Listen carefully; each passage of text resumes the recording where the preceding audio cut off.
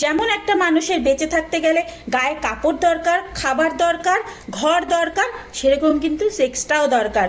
ধরুন একটা মেয়ের খুব একটা এজেড ছেলের সাথে বিয়ে হয়েছে, বা একটা ছেলের এমন একটা মেয়ের সাথে বিয়ে হয়েছে তার একদমই ইচ্ছা করে না কখনো, এরকম একটা মেয়ের সাথে বিয়ে হয়েছে, কিন্তু তার কাছে টাকা পয়সাও আছে, তার কাছে খাবার দাবারও আছে, ভালো ঘর আছে, সে সব কিছু টাকা দিয়ে করে নিতে পারে। তখন সে কি করবে? সংসারটাকে ভালো রাখার জন্য সে কিন্তু টাকা দিয়ে অন্যের কাছে যাবে। সেরকম একটা মেয়ের কাছে যদি সেক্স না থাকে, তার কাছে যদি টাকা থাকে, ভালো কাপড় থাকে, ভালো খাওয়া দাওয়া থাকে, তাহলে কিন্তু সেই টাকা দিয়ে সে অনেক কিছু করতে পারে। সে হয়তো ওই ছেলেটার সাথে ওই টাকার জন্যই থেকে যেতে পারে।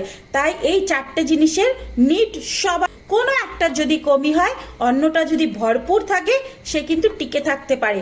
কিন্তু একটা মানুষের কাছে যদি চারটেই না থাকে, যদি আপনার কাছে টাকাই না থাকে, আপনার কাপড় না থাকে, আপনার খাওয়া না থাকে, সাথে আপনার না থাকে, আপনার ভালোবাসাটাও না পায়, তাহলে সেই মানুষটা কি করে টিকে থাকে বলুন তো?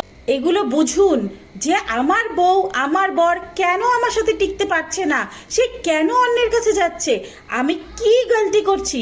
শুনুন, সাইকোলজি কি বলে জানেন? এই চারটে জিনিসের মধ্যে কোনো একটা জিনিস যদি আমাদের মধ্যে থাকে, আমাদের মাইন্ড হ্যাপি ফিল করে। মানে আমার কাছে যদি না থাকে, আমি টাকা দিয়ে খুশি করব, আমি ঘুরতে যাচ্ছি, খাচ্ছি, মজা করছি, আমার বরের সাথে ভালোভাবে আছি, সব কিছু দিচ্ছে, আমি সুন্দর সুন্দর গয়না কিনছি, সে কিন্তু টিকে থাকবে। ধরুন আপনার কাছে টাকা নেই, কিন্তু আপনার ভালোবাসার পাওয়ার খুব বেশি, তাহলে কিন্তু আপনার ওয়াইফ কম টাকাতেও আপনার ভালোবাসাতে থেকে যেতে পারে। তো সাইকোলজি বলে এই চারটের মধ্যে কোনো একটা যদি কমি হয়, মানুষ টিকে থাকতে পারে, কিন্তু চারটেই যদি কম হয়, তাহলে কিন্তু কেউ টিকে থাকতে পারে না। এটা একদম বাস্তব কথা। আপনার বউ যদি চলে যায়, তাহলে সেটার পুরো দায়িত্ব থাকে আপনার।